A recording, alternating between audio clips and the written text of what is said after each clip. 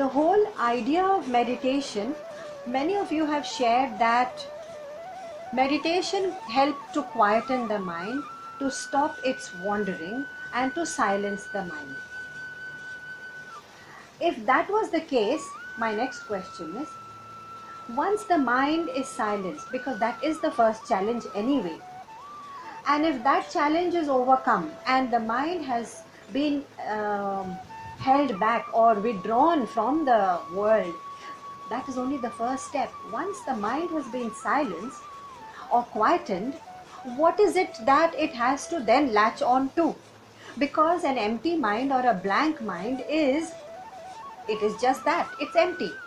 Where is the truth? Where is the Gyan? Where is God? In Bhakti language, we can say, where is God? Where is Allah? Where is that consciousness? So, it can also be just, but of course, the very first step is important, silencing and stopping from wandering. Next step, let's move to that. Before that, I want to share some of the insights that I came across, spoken by Swami Aparajitanand from Chinmaya Mission. And he said, what are your obstacles to meditation? Why is it that we are unable to sustain such a powerful practice? Why powerful? Because first of all, we should know the very purpose of meditation. Yes, it is meant to relax. Yes, it is meant to keep a mind sharp and focused. And once the mind is withdrawn from the world in that silence, in that quietness, we seem to have created some distance between ourselves and the vikshepa or the troubles or the dukkha of the world, and therefore we like it so much, because in silence, leave alone the sukha, even the dukkha don't seem to hammer away at the mind and intellect. That's why perhaps we like it. But the power of meditation is much more than that. What is the very purpose of meditation? To relax, to focus, to have a good health? Yes, these are all side effects. The very purpose of meditation is the same as the purpose of Gyan, to know ourselves. To know ourselves, that means we exist in a kind of ignorance where we think we are the body, we are this body, and all that the body wants to possess in this world, all the objects and experiences, and the mind is also part of that, and we identify with it so strongly. It's only and only in meditation. No amount of reading the scriptures and understanding intellectually will make us see the distinction. It's only in meditation when the mind has actually withdrawn and become distinct from the body, distinct from the mind, and is able to observe the mind. So if you are observing your own mind deep in meditation, that means you are the observer, because in order to observe what is going on in the mind, the observer has to be different. And therefore, when you become the observer, when you become the witnessing consciousness only, separate from the body, mind and intellect, that is the real you, and that is the finding of oneself. So when we say the whole purpose is to find oneself, yes, meditation is a powerful practice. And who are we? We are only Sat Chit Anand, different from the body, mind, intellect. Only in meditation can we withdraw. When we withdraw, it's like being completely involved in some kind of a fight in the world. And the moment you are inside in the fight, you can't see anything except the fight and the quarrel. The moment you withdraw and somebody pulls you away, and then you stand up on the balcony and then you look at the street below and say, oh, what are they quarreling about? What is this pettiness they are involved in? You have to become distinct, udasin. The word udasin in Sanskrit actually comes from ut asin. Ut means higher level, and asin is to seat. Seat yourself at a higher level from your own mind, from the working of your own emotions, from the working of what's happening or the experiences of your own life. Just become ut asin, sit higher at some higher seat, udasin. Loosely translated, udasin also means indifferent. Become indifferent to what's happening, not to the world, to your own body, mind, emotions, experiences. अरे ये तो हमारे body mind को हो रहा है, तो किसी और को हो रहा है. मैं कौन हूँ? मैं तो उस चीज का, उस इमोशंस का, उस दुख का, उस फेलियर्स का, उस सक्सेसेस का, मैं तो विटनेसिंग कॉन्शियसनेस हूँ. And that is the whole purpose of gyan also and dhyan also. Dhyan yoga, ज्ञान योग, it has to come back to the same purpose. Today we are going to talk about, if we are beginners, and most of us are beginners in the whole process of meditation, then what are our obstacles? If this is such a powerful tool and it can lead me to the ultimate if practiced perfectly and consistently enough, then what are my obstacles? I'm just a beginner. Yes. So there are 4 problems and all of us go through it. All of us. So the first problem is laya. Laya means the temptation to fall asleep. When we go in as beginners, when we go into meditation, the mind gets the signal that, oh, everything is quiet, no more challenges from the world, no more engagement, temperature very nice and quiet, I have withdrawn from the world, itna, and the body temperature drops. So the mind gets the signal, it must be sleep time. Because every day the mind is used to that signal. When we go to sleep, we withdraw from the world emotionally, physically, and the body temperature drops and there is silence, and it happens every night or every time we sleep. So the mind is used to that signal and it thinks by mistake, arey, it must be sleep time. So the mind actually falls asleep. It happens to the beginners. The second problem is vikshepa. We cannot meditate because we have this problem of the mind wandering out into vikshepa, into the agitations of the world. Okay, we will elaborate each one of these. So the first problem is falling asleep, laya. Second, vikshepa. Third, kashaya. Kashaya means, okay, I see the silence, but now what? I'm just a blank, dark, I can just see a blank, dark emptiness. Buddhist meditation does encourage this kind of emptiness and they call it shunya, but we are not shunya. In Sanatan Dharma they say you are much more than shunya. You are not a zero, sifir, whatever it's called.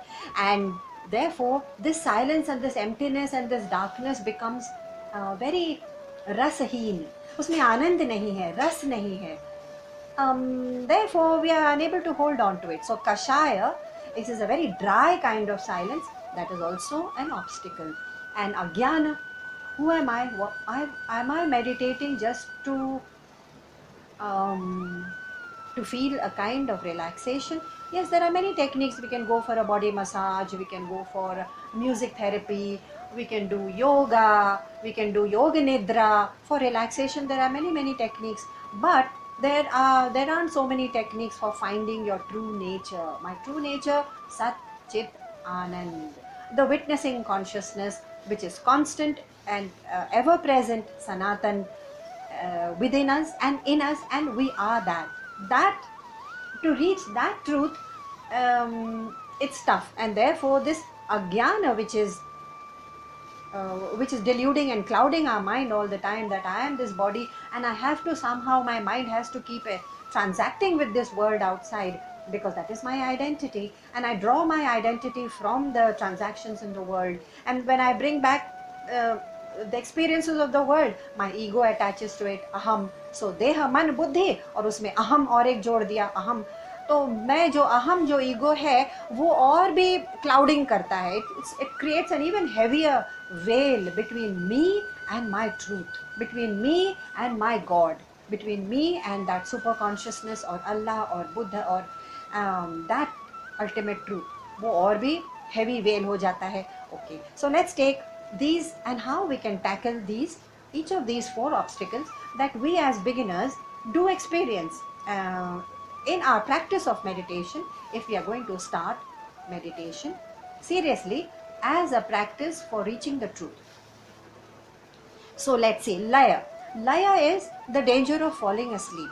And sleep, as I said, does happen because the mind gets a wrong signal, because the atmosphere is so conducive and silent and quiet and cool. Okay, so let the mind know that this is not sleep time. You have to re-message the world. We can also fall asleep because we may be physically exhausted. So if I take a local train and I come rushing back from my office, and then I have a meditation session at the center in the evening, most likely I am going to fall asleep. And we all do when we follow Shri Ravi Shankar ji's practices. There are lots of office goers who come in the evening, and after Sudarshan Kriya and all. That's why he says, don't meditate, just relax, because he knows it is relaxation time. If the body is exhausted, no meditation is going to take place. Meditation in the true sense of focus on the truth. And we cannot meditate also when the stomach is too heavy.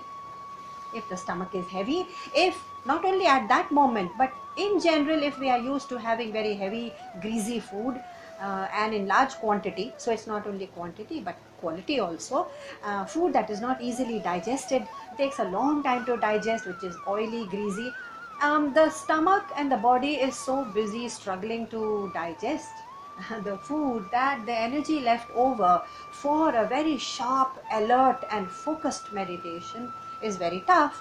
So that also hampers. And so when we meditate, suppose we meditate just before sleeping late at night, not after a heavy meal, because in any case we should not have a heavy meal right before bedtime, right?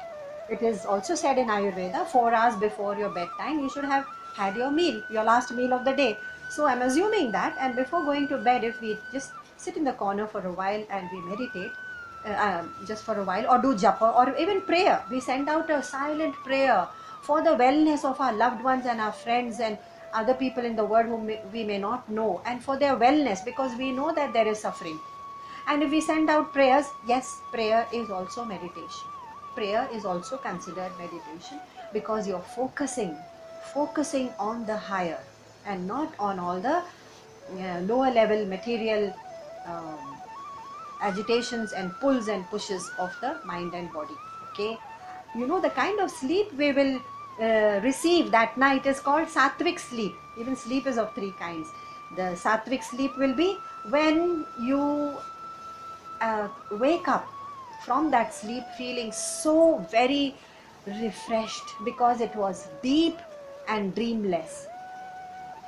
But suppose I have been watching a horror movie or some other media which I may like, you know, stand-up comedy or this or that, or so, and I go and I fall asleep after watching all this, my sleep will be of a rajasic kind. Rajasic kind means that the sleep will be riddled with a lot of dreams. So you will have lots of dreams, and that's called rajasic sleep. What about tamasic sleep? Tamasic sleep is when the more you sleep, the more exhausted you feel. I'm sure we have experienced it at some point, but some people experience it more often than others, and that is the tamasic sleep which they have been experiencing, maybe due to too much food or too much work. You know, even your work has to be of a moderate kind. You can't overexert yourself. So overeating, overexertion, overthinking, too much of thinking about एक ही topic लेके कि ये ऐसा होना चाहिए था, वो ऐसा होना चाहिए, अगर ये हो जाए तो कैसा, फ्यूचर के बारे में overthinking and over emoting. That means we are also exhausting our emotions. ये सब अगर हो रहा है तो we will sleep, जितना सोएंगे उतना ही थकावट महसूस होगी. It's called the tamasic kind of sleep. ठीक है.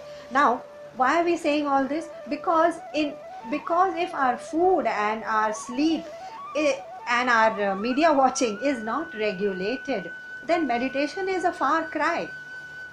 It means that even before meditation, we need a kind of qualification, readiness for it.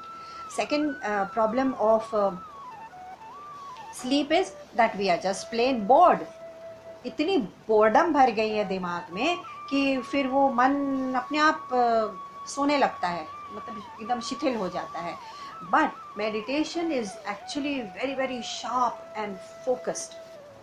On what? We'll come to that. So sufficient qualification अगर हमको चाहिए तो 3 चीज़ों से हम ये अपने आप को तैयार कर सकते हैं कि we can become good meditators. कौन सी 3 चीज़ें हैं? एक तो ज्ञान, सेकंड भक्ति, और तीसरा वैराग्य. ज्ञान से हमारा क्या मतलब है कि जब हम मेडिटेशन में जा रहे हैं, जैसे कि हमने सुना सर्वप्रियानंद जी जो कह रहे थे कि आई एम कॉन्शियसनेस, इस पर हम अपना ध्यान दें. अगर हमको परमानेंट और इम्परमानेंट के बारे में पता ही नहीं है, अज्ञान है, तो हम किस चीज़ पर मेडिटेट करेंगे? Then I will just go into a blank, shunya, silence. तो I am not this impermanent body, this material panch tattva body. I am pure consciousness. ये तो ज्ञान से ही आता है क्योंकि हमने शास्त्रों में पढ़ा है. तो वो ज्ञान लेके जब हम मेडिटेशन में उतरते हैं, तब वो ज्ञान is something to hold on to.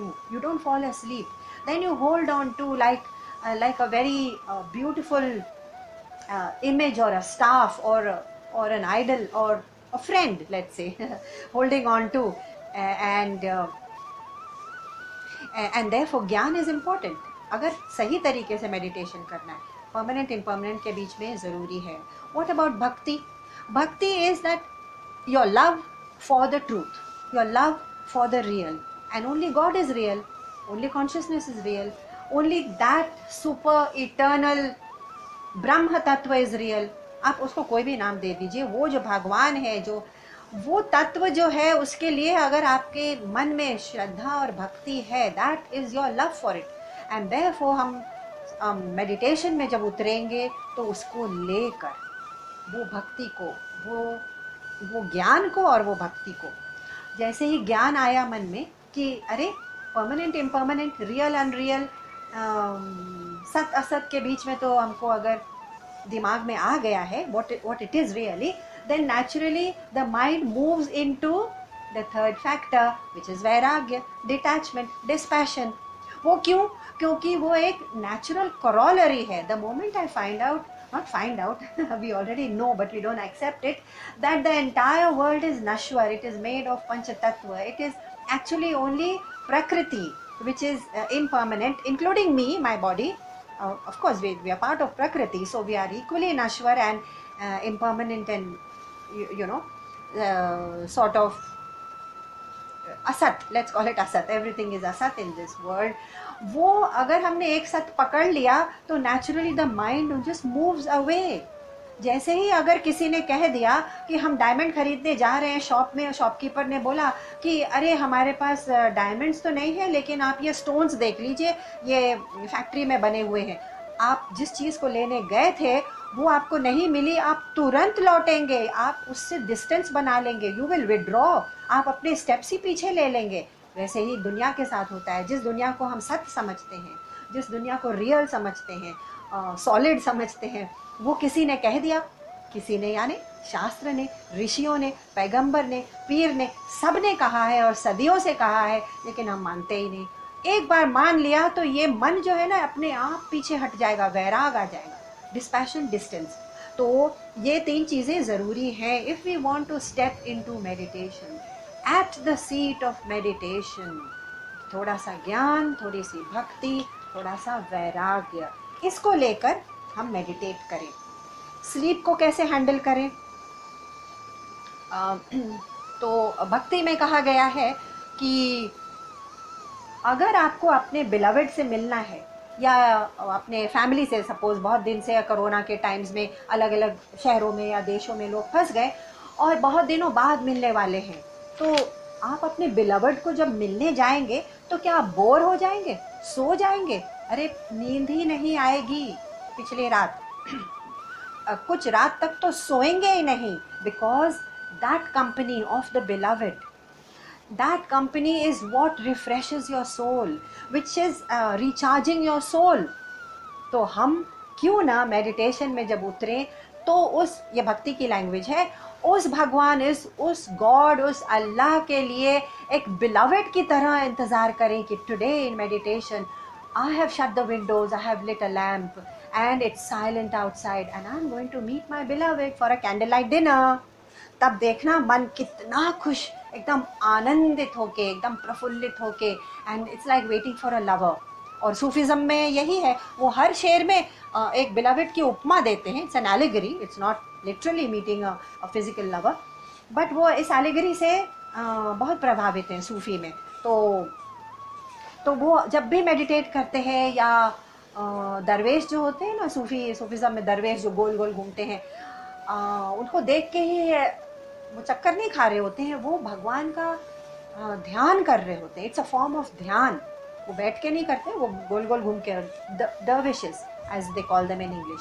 तो मालिक तेरी रजा रहे और तू ही तू रहे, तू ही तू रहे उनके मन में रहता है, बाकी न मैं रहूं और न मेरी आरजू रहे।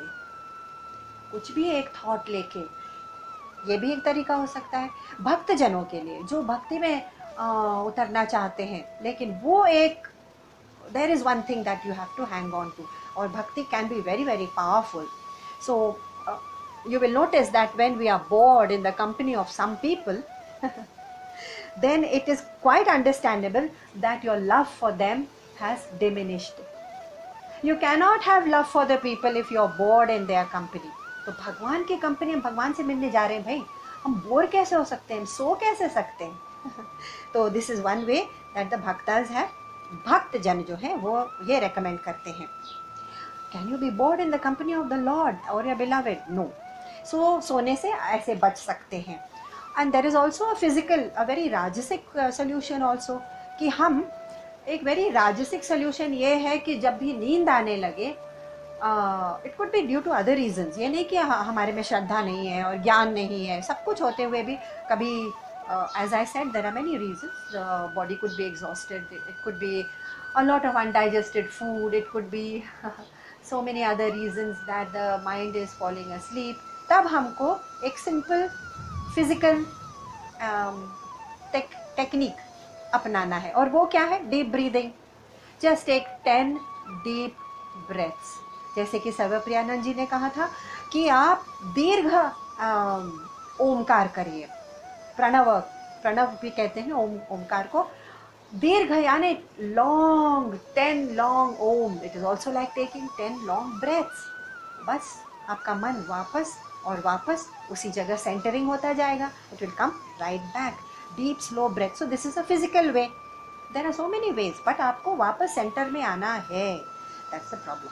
सेकेंड प्रॉब्लम, अब नींद की प्रॉब्लम सपोज सॉल्व कर ली, और हमने अपने आहार में और अपने sleep and waking up timings में डिसिप्लिन और रेगुलरिटी ले आए, तो मेडिटेशन ईजी होगा। सेकेंड प्रॉब्लम इज विक्षेप। Vikshep is the mind is already agitated, and it always is, because we are interacting with a very unsteady and unpredictable world all the time. You know, people and places and situations हमारे मन का नहीं हुआ वगैरह वगैरह। तो a wandering mind has to be brought back. How? You will notice that the mind wanders only when there is some unresolved, I repeat, unresolved issue which is hanging in the mind like some stale vegetables in the fridge which have been lying there for months and they are rotting now, और उसकी महक भी आने लगी है। ये चीज़ें unresolved जो रह जाती है ना मन में, जिसको हम एक बार में, एक झटके में रिजॉल्व नहीं कर सकते, तो ये पर्सनल भी हो सकती हैं, प्रोफेशनल भी हो सकती हैं, फाइनेंशियल भी हो सकती हैं, लेकिन हर एक चीज़ को हम मान लें कि ये सब भगवान का दिया हुआ है, एंड जो होना है सो तो होगा, क्योंकि हमने अपने कर्मों के हिसाब से, तो क्यों हम उसमें इतना एनर्जी और इतना मन और इतना इमोशन क्यों इन्वेस्ट करें? होने दीजिए जैसा भी हो रहा है, क्योंकि वो मर्जी मेरी है ही नहीं। कुछ ऐसा हम अपने आप को समझा लें, तो फिर हम बोल दें बस मालिक ये तेरी रज़ा रहे, मालिक तेरी रज़ा रहे और तू ही तू रहे, बाकी न मैं रहूं और न मेरी आरजू रहे। क्यों? क्योंकि जिस तरह से चाहे तू नचा ले, जिस तरह से चाहे तू नचा ले, this is from Sufism, okay. तो तू इशारों पे मुझे, ए मालिक, अपने इशारों पे ए मालिक, तू जैसे चाहे मुझे नचा ले, तेरे ही लिखे हुए अफसाने का किरदार हूँ मैं। तूने एक अफसाना लिखा है, उसी का मैं किरदार हूँ, तो मैं क्यों इसमें मीन मेक करूँ कि ये ऐसा होना चाहिए, वो ऐसा होना चाहिए। एक बार सरेंडर कर दिया ना, उसके बाद ये जो हर चीज़ जो हो रही है हमारे साथ, फाइनेंशियल, प्रोफेशनल, पर्सनल रिलेशनशिप्स, वस्तु, व्यक्ति, परिस्थिति तो बदलते ही रहते हैं। किसके लिए स्टडी रहते हैं? किसी के लिए नहीं। तो हम इसमें एक इकलौते नहीं है जिसके पास प्रॉब्लम्स, सो कॉल्ड प्रॉब्लम्स है। वो दुनिया भर का मन उसी कीचड़ में पड़ा हुआ है। So that surrender is what gets you out of it, and therefore the moment you resolve it by either surrendering or by actually solving the problem and then just sitting down to meditation. That is the only way to get into meditation. Second, विक्षेप क्यों होता है? क्योंकि हमारे problems, चलो सोच लीजिए, नहीं है, इतने बड़े भी नहीं है, लेकिन छोटी प्रॉब्लम्स को बड़ा बनाना फिर आदत बन जाती है कि बड़े प्रॉब्लम्स तो भगवान ने दिए नहीं हमको, हाउ अनफेयर, छोटे छोटे दिए हैं, चलो उन्हीं में मन लगाए रखें तो छोटे मिले तो भी उसका राई का पहाड़ बना बना के उसको, no. So the mind which is indisciplined is allowed, we are allowing an indisciplined mind to wander out into to just flow out. Actually mind एक अगर पानी की तरह सोचे तो वो ड्रेन होता जा रहा है, flow out into this that. किस चीज़ों में? गॉसिप में, लोगों की बुराई में, और शॉपिंग में, और मीडिया में. मीडिया में तो आजकल बहुत ही डिस्ट्रैक्शंस हैं, क्योंकि इतनी भरमार है मीडिया की, हर तरह के लोगों के लिए, हर तरह के शौक के लिए, हर तरह के उम्र के लिए. The media is choco block with distractions. So देखा जाए तो excess of media, excess of shopping, excess of gossip, excess of news, इन सब चीज़ों से हमारा मन flow out, is just flowing out. हमको क्या करना है? ये सोचना है कि इन सब चीज़ों में जिन चीज़ों में हमारा मन था दिन भर या है, इनमें से कौन सी ऐसी चीज़ें हम चुन चुन के निकाल लें जो हमारे स्पिरिचुअल प्रोग्रेस के लिए उपयोगी होगा. What is it that is absolutely essential and useful and kind of supporting my spiritual progress towards that Param Satya, that Tattva, that knowledge of the self, that Bhagwan. देखा जाए अगर तो कुछ भी नहीं निकलेगा, सब खाली, खोखला, lot of noise. So then we have to redesign our lifestyle and say, oh, अगर इतना हमारा busy schedule था, यहाँ जाना वहाँ जाना, visiting, travel, लोग, friend, relatives, visits, ठीक है, all that is okay in moderation. But if my mind also visits के बाद भी मन वहीं दौड़ रहा है, वापस आ गए हम घर में हैं लेकिन फिर भी मन वहीं है जहाँ थे, तो it is an indisciplined mind, and an indisciplined mind cannot be a meditative mind. Main topic coming back to is the same, कि अगर हम meditative mind चाहते हैं तो ये नहीं कि हमने आधा घंटा प्रैक्टिस कर लिया हो गया, उसके पहले और उसके बाद में इतना ज़्यादा डिसिप्लिन लगता है. चिन्मय जी कहते थे कि हाफ एन आवर डिसिप्लिन के लिए मुझे 23.5 आवर्स मुझे उसका ध्यान या प्रेपरेशन करना पड़ता है. यानी कि हर समय if the mind has to be, it's like saying कि मैंने 15 मिनट, आज मैंने शाम को 1 घंटा I did not have any junk food and the rest of the day I am having junk food. Body का क्या होगा? वैसे ही मन का होता है. So fasting and feasting is not a cycle that allows any kind of discipline. So we have unconsciously, what have we done? We have trained our mind unconsciously to be unsteady by gossip and media and news and shopping and meeting up and conviviality and partying and feasting and drinking. We have unconsciously, without realizing it, indisciplined our mind to be unsteady and extroverted. Extroverted यानी बाहर भागने वाला, बहिर्मुखी दिमाग, मन और nature, स्वभाव, प्रकृति वैसी ही होती जाती है. So how will such a mind behave in meditation? At the seat of meditation ये मन कैसे बिहेव करेगा?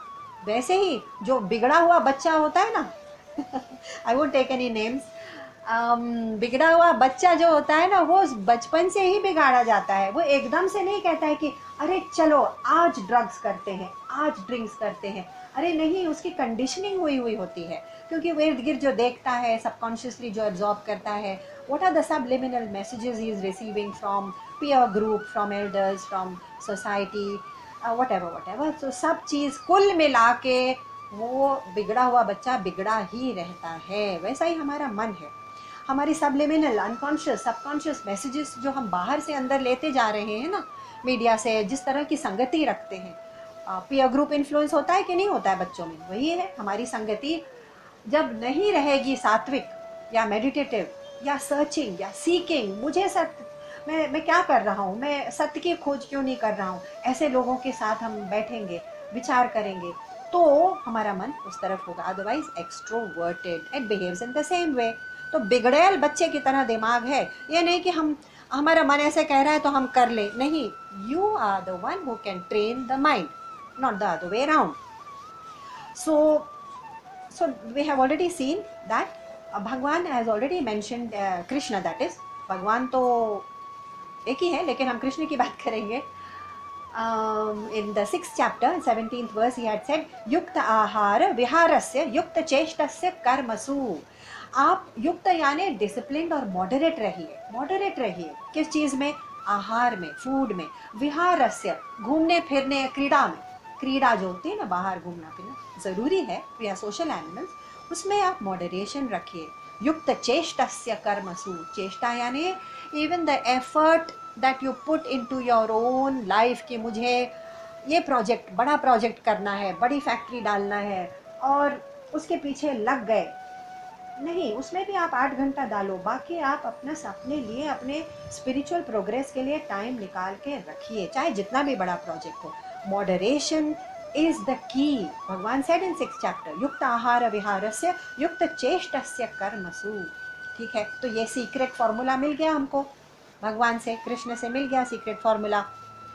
तो इनफैक्ट उन्होंने कहा था युक्त स्वप्नाव बोधस्य. स्वप्न में, सोने में, जागने में भी मॉडरेशन रखिए. और इंद्रियाणी आहारो नियम्य. अपने सेंसेस, हम खुद नहीं चीज़ों के पीछे भाग रहे हैं, हम मन के पीछे भाग रहे हैं. और मन खुद नहीं भाग रहा है, मन इंद्रियों के पीछे, सेंसेस के पीछे भाग रहा है. And the senses are facing the world into all kinds of things. That is why meditation becomes a very tough exercise. And then we have to learn it from the masters, from like सर्वप्रियानंद जी, श्री रविशंकर जी. सीखना तो पड़ेगा ही, क्योंकि ये हमारा स्वभाव नहीं बना है. क्योंकि स्वभाव हमने कैसा बनाया है? इंद्रियों के पीछे भागो, ये प्लेजर, वो प्लेजर, ये भोग, वो भोग. और हर चीज़ का भोग करते हुए हमको हमारी संगति ऐसी हो गई है कि सब लोग हमको वाह हमारी बढ़ाई करते हैं, वाहवाही देते हैं हमको. अगर हमने बहुत सारे भोग और प्लेजर्स जमा कर लिए और उन सब के चित्र, पिक्चर्स फेसबुक पर अपलोड कर दिया, तो हमको तो बहुत सारे लाइक्स मिलते जाएंगे. तो हम कहेंगे वाह 3000 लाइक्स, यानी कि मैंने कुछ तो बढ़िया किया होगा, कुछ तो मीनिंगफुल किया होगा. But I'm sorry to bring the bad news to you that it has nothing meaningful even if there are 10 million likes. क्योंकि वो चीज़ देख ही नहीं रहे हैं आपकी उपलब्धियों में जो आप ढूंढ रहे हैं. अगर आप परम सत्य को, उस तत्व को, that principle of super consciousness, that भगवान, that God, that अल्लाह को ढूंढ रहे हैं स्वयं में, और है वो स्वयं में ही, तब आपको फेसबुक पर चाहे आप कुछ डालें या ना डालें, it doesn't make a difference. Your 10 million likes are as useless as a tin pot which makes a lot of noise. tin pot.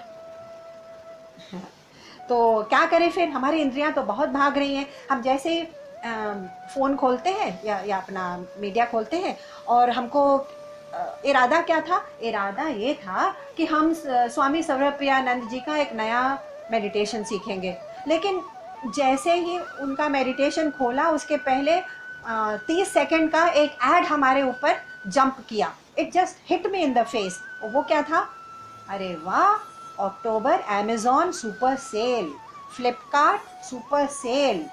तो हमने कहा कि चलो it doesn't take too much effort, कहीं बाहर तो जाना नहीं है, सिर्फ एक उंगली से स्लाइड तो करना है.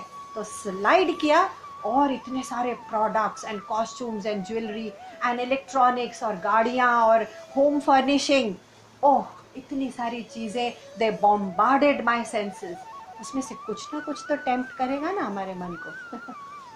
कुछ ना कुछ तो टेम्प्ट करेगा. तो थोड़ी सी चीज़ भी हम एक्सपोजर कर दें तो वो टेम्पटेशन. आजकल अमेज़ॉन सेल चल रहा है, प्लीज़ आप अपने कुछ दिन के लिए 8-10 तारीख तक अमेज़ॉन और फ्लिपकार्ट और मिंत्रा के जो ऐप्स हैं ना, वो ऐप्स को आप अनइंस्टॉल कर दीजिए.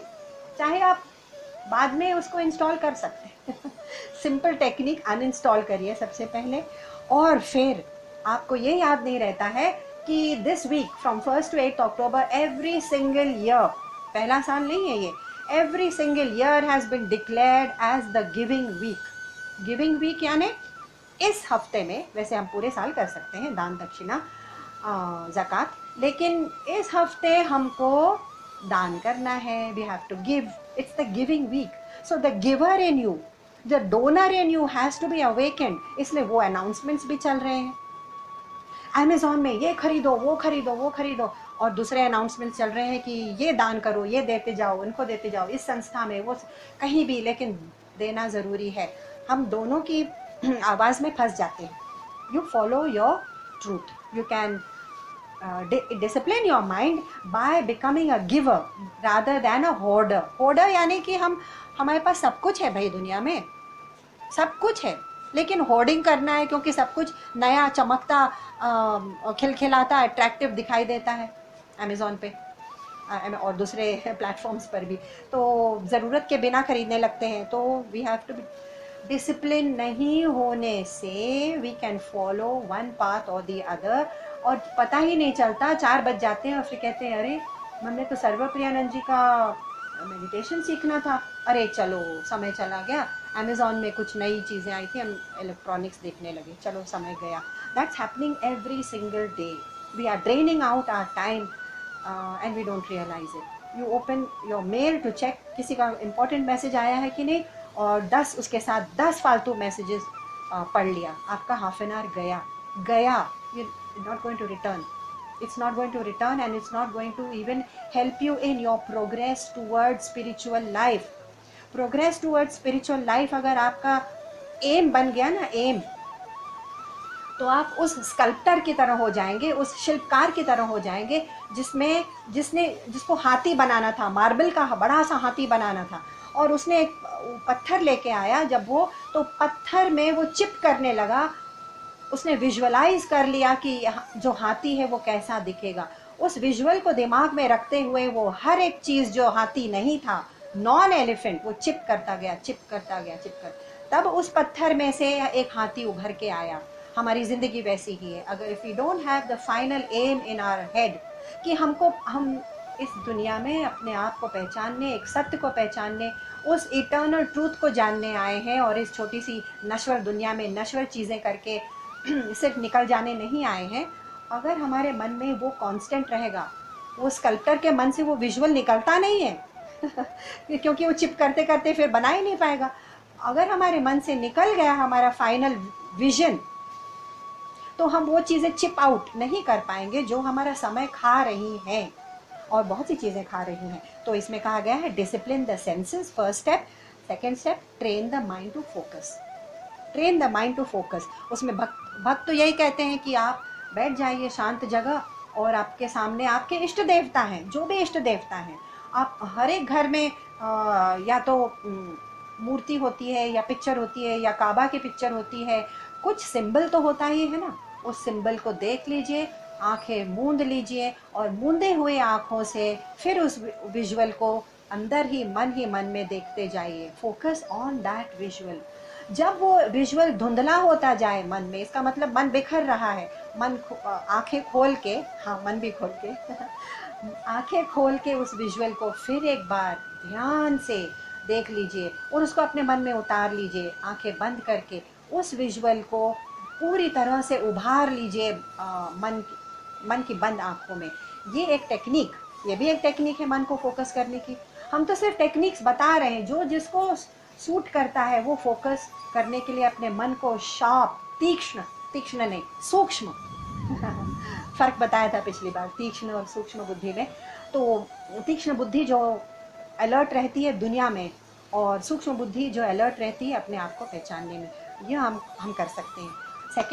सेकेंड टेक्निक, जब हम जप करते हैं या चांट करते हैं,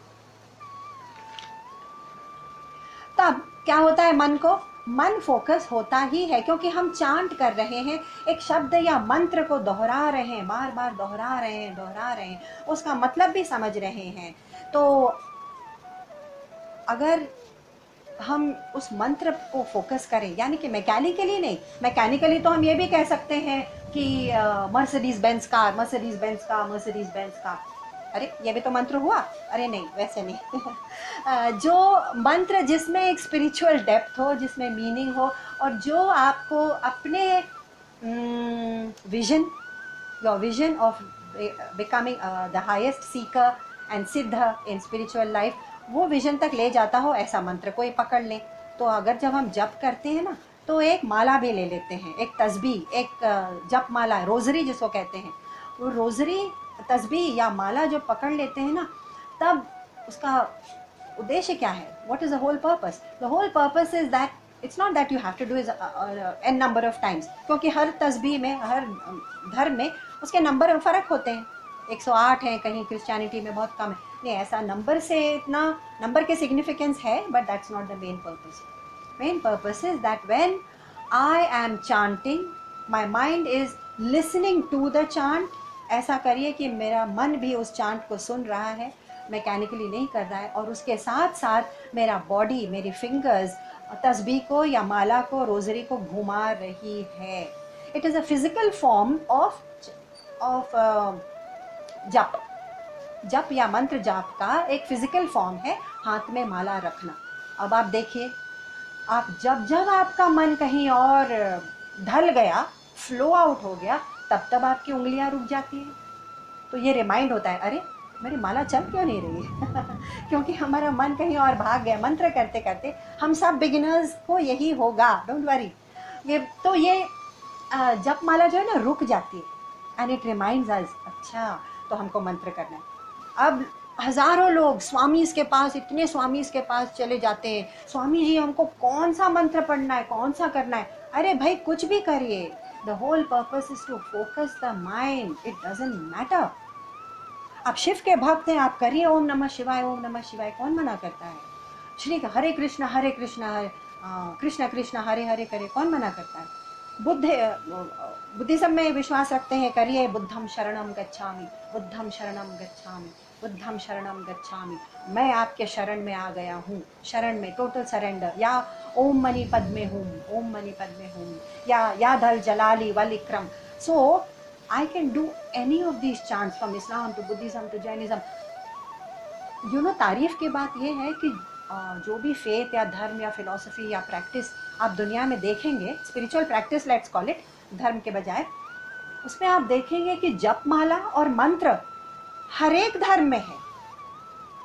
हाँ, शब्द अलग हो सकते हैं, लेकिन इसका महत्व, इसका importance we can not really underestimate, because it is all pervasive and it is the unifying, it is absolutely the rock bottom of every practice in the world. ये कोई coincidence नहीं, accident नहीं है भाई, because it is the only way of focusing the mind on that almighty, the God, the Allah, the super consciousness, the me, the true self, that witnessing consciousness, me. It is the only way. अगर आप पहले तो बहुत कम कर सकते हैं, हम पहले 15 मिनट करिए, आधा घंटा करिए, और फिर आपका स्टैमिना बढ़ता जाएगा। तो अरे भाई, स्विमिंग में भी तो ऐसे ही होता है ना। अब पहले तो हम सिर्फ 1 लैप कर सकते थे, आज हम 25 लैप कर सकते हैं। कैसे? क्योंकि प्रैक्टिस। तो without practice we can not expect to reach anywhere, and we have to take very very small steps. पहले आधा घंटा, फिर 1 घंटा, फिर ऐसे कर करके अपना समय बढ़ाना है। अभ्यासेन तु कौन्तेय वैराग्येन च गृह्यते। अभ्यासेन तु कौन्तेय, कृष्ण ने कहा था, विदाउट अभ्यास, sorry, I can not reach you anywhere. Even Krishna can not reach us anywhere, even Bhagavad Gita can not reach us anywhere, even Quran can not reach us anywhere. So that is the fact of life. अगर आप chess play करना चाहते हैं, तो क्या आधा घंटा practice रोज करेंगे तो चेस के माहिर हो जाएंगे? Not possible. It's the same way. Third problem, so we have taken care of laya, falling asleep, and we have taken care of, what was the other thing? Vikshepa, the distractions of the mind. And now it is the problem of kashaya. Kashaya means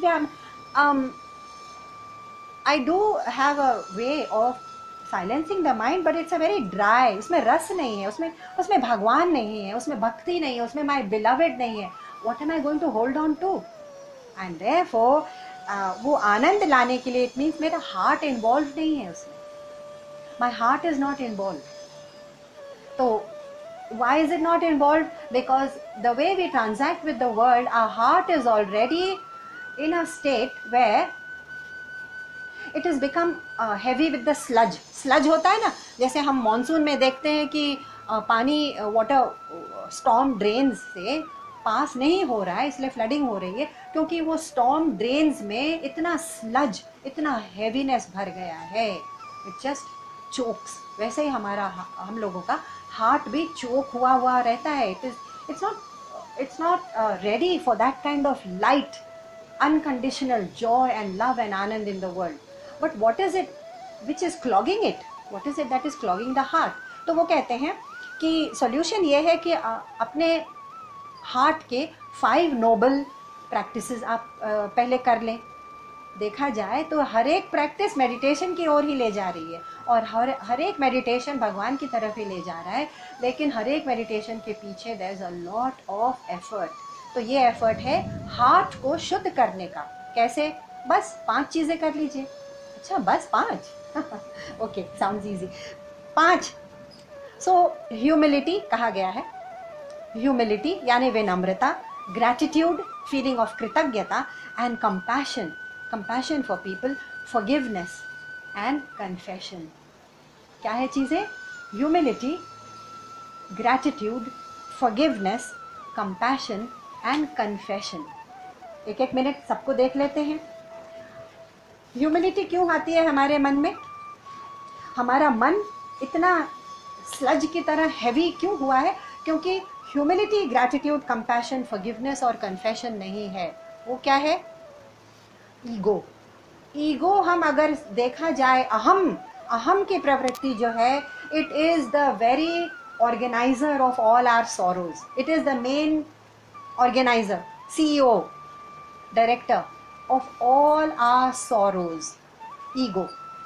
तो अगर हम अपने ego को समझा दें या मन को समझा दें, I possess nothing, actually we possess nothing, सब कुछ यहीं छोड़ के जाना है. I know nothing. अरे भगवान के बारे में क्या जानते हैं? कुछ भी एक्सपीरियंस नहीं है, बस पढ़ा लिखा है, और बाकी चीज़ों के बारे में चाहे जितना जान ले, physics, chemistry, biology, shipping and about business, अपना क्राफ्ट कितना भी जान ले, वो नॉलेज तो परा विद्या है, अपरा विद्या है, उससे कोई फर्क नहीं. I know nothing, I can do nothing, I am nothing, I poses nothing. क्या अपने मन को हम ये छोटी छोटी चीज़ें समझा सकते हैं? It's like conditioning the mind to drop the ego. चलो, ह्यूमिलिटी अगर होगी तब मेडिटेशन में हम उतर सकते हैं, क्योंकि as long as we hold on to our own self esteem, actually self esteem नहीं है, ये सेल्फ इम्पोर्टेंस है, फॉल्स सेल्फ इम्पोर्टेंस. कहाँ से आया? क्योंकि लोगों ने हमारी तारीफ़ कर दी, हमारे प्रॉपर्टी, पोजीशन या हमारी कोई काबिलियत की तारीफ़ कर दी, तो बस हमको एक सेल्फ इम्पोर्टेंस आ गया. और जब भगवान कहते हैं जब तक आपके सेल्फ इम्पोर्टेंस आप होल्ड ऑन रखेंगे, तब तक मैं नहीं उतर सकता आपके जहन में, आपके लाइफ में. There is no room for me because your heart is ruled by your ego. मैं नहीं आऊँगा. So simple, there is room only for one. There is only room for one truth. And what about gratitude? इतनी चीज़ें हैं हमारे पास, beautiful balconies to watch the sky, friends, family, finances, everything is taken care of. हमारा देने का समय आ गया है और हम ग्रैटिट्यूड में ना रहें, ये तो बहुत अजीब हो जाएगा. ये तो एकदम डिफ़ॉल्ट, एकदम डिफेक्ट हो जाएगा हार्ट का. और एक डिफेक्ट है हार्ट का कि हम किसी का दर्द देखने के बावजूद उसका पेन महसूस न कर सकें. हो सकता है क्योंकि उसने मेरे साथ कुछ गलत किया हो, या उससे मुझे घृणा है, तो ये घृणा, ये ईर्ष्या, ये जलन, ये काम, क्रोध, ये मुझे कंपैशन नहीं महसूस करने देता. I am not able to be compassionate, and not feeling the pain of another is a defect of the heart. ये सब डिफेक्ट होंगे, भगवान कहते हैं मैं नहीं आऊँगा, sorry. We go into temples and churches and we make big offerings to the divine lord. और जीसस क्राइस्ट ने कहा था, if you are making an offering to me, to the lord, I mean sorry, he didn't say to me, okay, he said if you are making an offering to the Lord, go out and make amends with your brother outside first. Jesus Christ ने कहा था, क्योंकि the divinity which is out there in your brother, by brother we mean all the people outside, that same divinity is in the Lord, in the church and temple and masjid and gurudwara. आप यहाँ आके क्यों offering दे रहे हैं?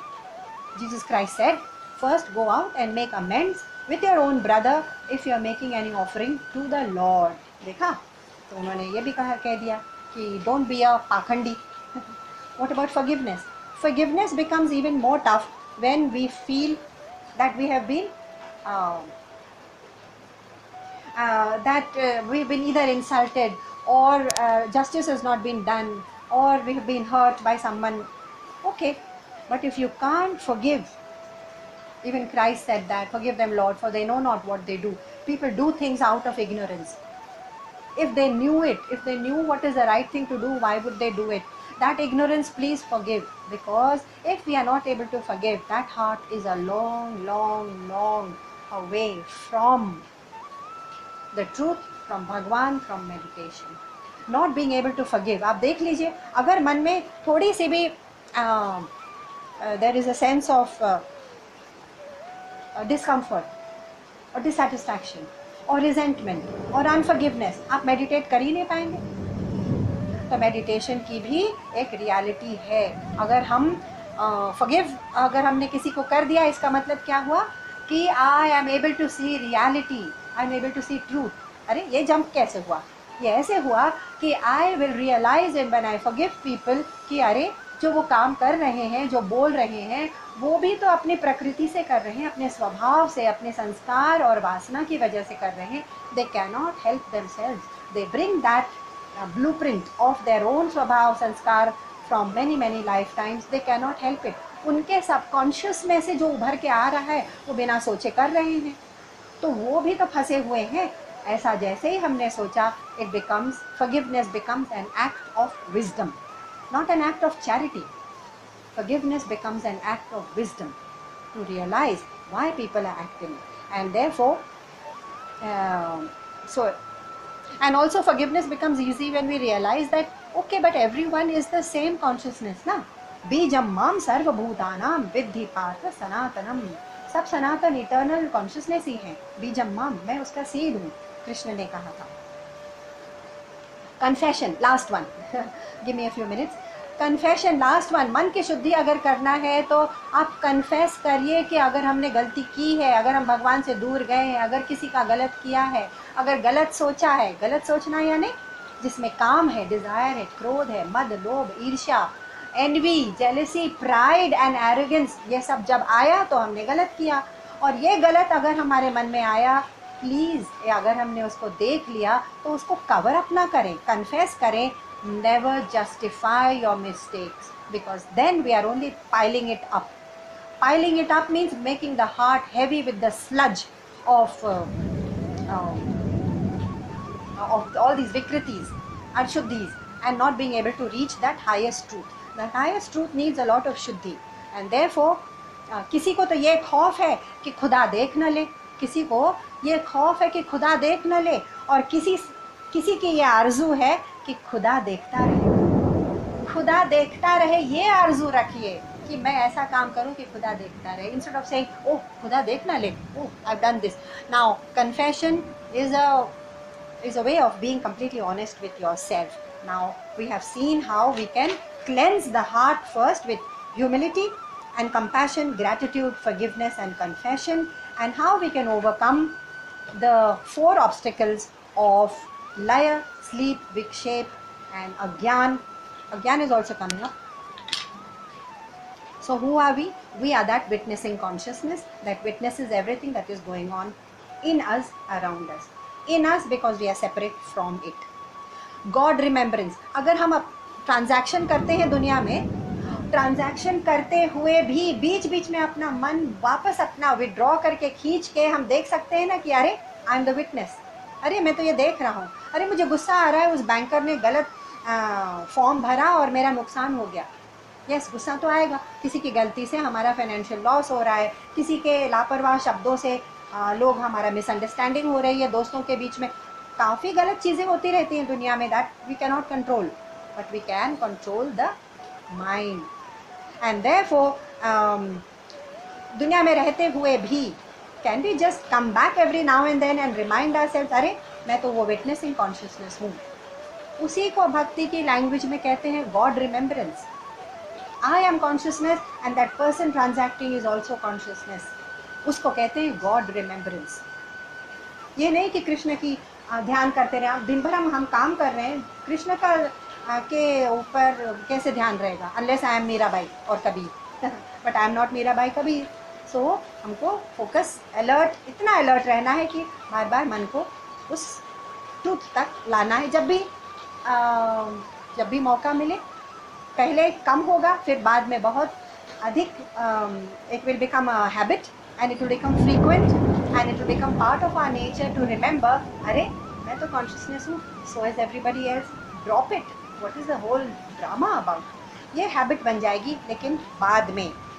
तो भगवान ने भी कहा है, असंशयम महाबाहो मनो दुर्निग्रहम चलम. आपका मन इतनी इजीली नहीं निग्रह होने वाला है, यानी कि डिसिप्लिन होने वाला है. इसमें मेहनत लगती है. यही मेहनत करो आप. डिवाइन प्रेजेंस जो है वो हर चीज में है.